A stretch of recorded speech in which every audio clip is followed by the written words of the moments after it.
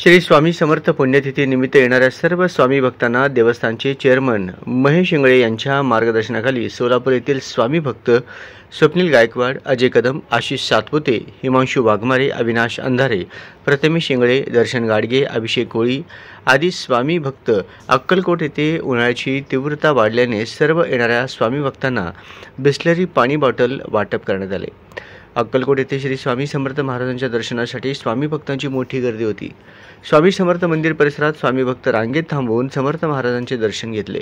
येणाऱ्या स्वामी भक्तांना मंदिर समितीच्या वतीने मंडप मारून भक्तांची सोय करण्यात आली। तसेच येणाऱ्या सर्व भाविकांना जागोजागी महाप्रसाद, खाऊ वाटप तसेच शरबत वाटपाची सोय करण्यात आली। नमस्कार, माझे नाव सोफिया संगीत दळवी।